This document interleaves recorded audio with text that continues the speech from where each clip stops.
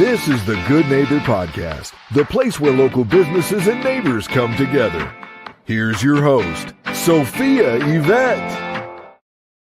Welcome to the Good Neighbor Podcast. Are you in need of an insurance broker? Well, one might be closer than you think. Today, I have the pleasure of introducing your good neighbor, Katherine Clark with Fredrick Insurance Brokers. Katherine, how are you today? Hey, I'm great. Sophia, how are you doing today? I'm also great. Now, we are excited to learn all about you and your business. Can you start off by telling our listeners just a little bit about your company? Well, Fredrick Insurance Brokers is a family-owned business. I work the business with both of my sons, one full-time and one part-time. I have been in the business since 2007. So this was before we had Affordable Care Act and otherwise known as the marketplace.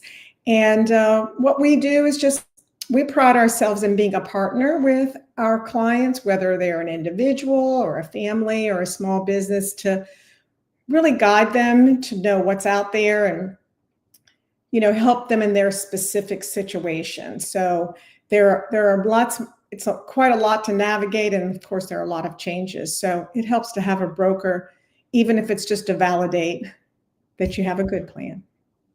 Most definitely. Now, how did you all originally get started with this business idea? Well, interestingly enough, I can't say that I have a warm and fuzzy story about it, but maybe an interesting one. I had moved here from Maryland, was married. Anyway, I found myself single with a 3-year-old and a newborn, and I was looking for a new career and wanted something that had some flexibility. Then ended up in this business, but honestly, it was like divine intervention. And it wasn't always easy because, back then the business was very different than it is now. And it was more male dominated, if you will. And if you don't know the ropes, you can get taken advantage of. And so I was always like a little skeptical, but finally, at one point, my son joined me, and that kind of helped me solidify that I was going to remain in the business. And I made that determination at that point I was going to be the best there is at it. So I think I've accomplished that. People have to check out my Google reviews. So that I don't consider myself your normal broker. I'm more, I'm not an order taker. Let's put it that way. Like I said in the beginning, we kind of partner up and just really try to look out for our clients' best interest. Well, that is amazing. Now, being in your industry, what is the most common myth or misconception you typically come across? Oh my gosh, Sophia, there are so many. So I'll think of a couple that kind of come to mind. One that's like a pet peeve for me is, we're all so used to just handing over our insurance card. When we go to the provider, they're like, oh, that's the first question they ask. But what I like for people to know is that it's nobody's business whether or not you have insurance, okay? So you're the one that pays for it. So you're in charge of it. Literally, you can even file your own claims. People don't realize that, right? So when you don't have to turn it over is my point. You can say, what's your self-pay price? You can say, I don't have insurance. And, because most of us know that if we don't have insurance, we get a better deal. So if you say, hey, I don't have insurance, it's like I said, it's not really any of their business. And sometimes what the provider will say is, well, if you have insurance, you can't do self-pay. Well, that's not true either. Okay. So wow. It's just a way to leverage. So you don't have, if you have a high deductible, an example might be, I work with a lot of teachers and they have high deductible plans. One of them might need an MRI and they're stressed out because they think they have to pay $2,500 because their deductible's $5,000. They haven't met it. The truth is you can get an MRI done for like $400 or less. So I always tell them, like, go in, do the self-pay, pay for it, file your own claim, let it go, apply it towards your deductible. So there's those types of things that people don't know. So that's one myth, I guess you could say. Another one is that everything is negotiable in life. We all know that. But there's certain industries where we just sort of go along with whatever the attorney tells you, even though you're paying the attorney, right?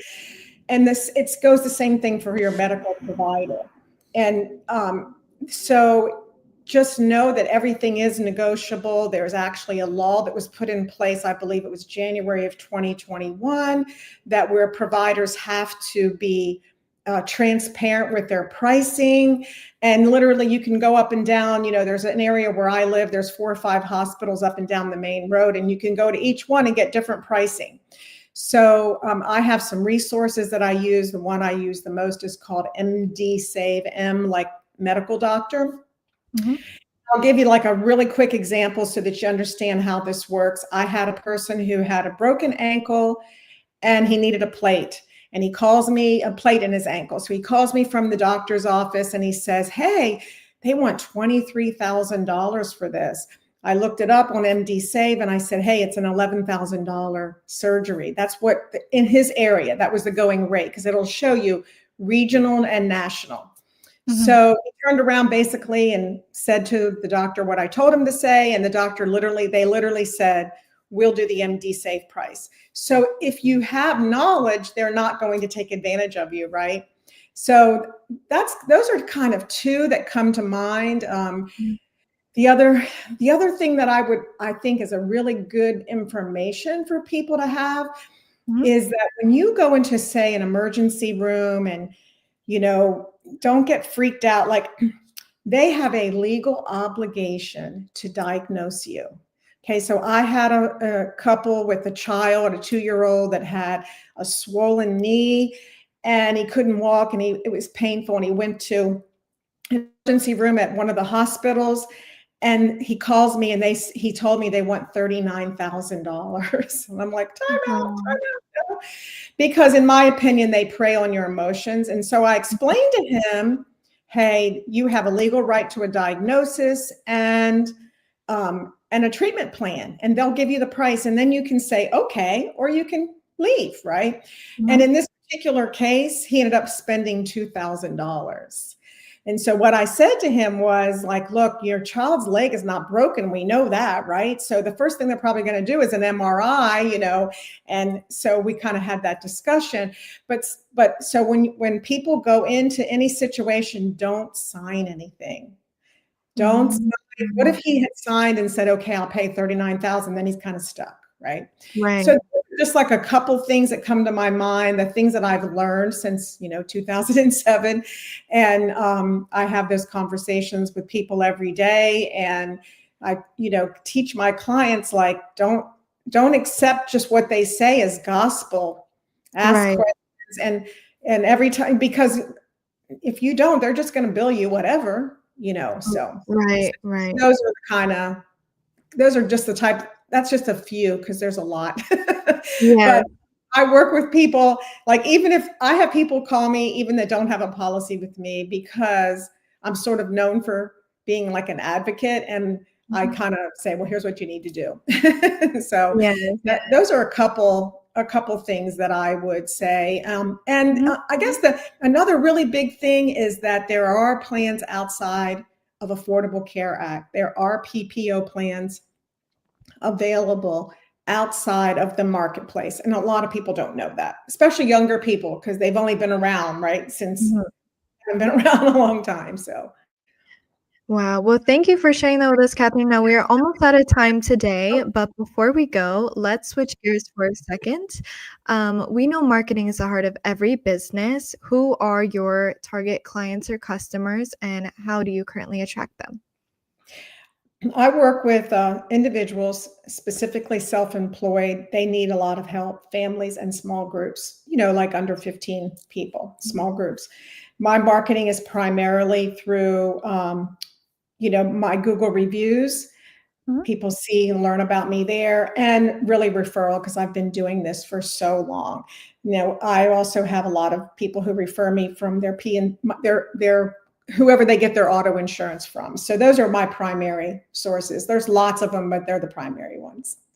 Now, Katherine, have you ever thought of having your own podcast before? I have, but, long time ago, but, I don't know if I'm like, I don't know about being on camera and social media and all of that, if it would really make a difference or not. So it's sort of in the back of my mind because I do feel like I'm a little bit different than the average person. It just seems like quite the undertaking. Well, Catherine, what our listeners really want to know today is where can they go to learn more about Fredrick Insurance Brokers? Well, obviously, you can go to the website, Fredrick Insurance Brokers. We do have a LinkedIn and a Instagram and a Facebook presence. The phone number you can text or email from the website, even set up an appointment. So that's probably the best place to go, to fredrickinsurancebrokers.com. And just remember that Fredrick doesn't have an E in the middle. Well, Catherine, I really appreciate you being on the show today, and we wish you and your business the best moving forward. Well, thank you. Appreciate it, Sophia. You have a great day. Thank you for listening to the Good Neighbor Podcast. To nominate your favorite local businesses to be featured on the show, go to gnpfrisco.com. That's gnpfrisco.com. Or call 469-221-9345.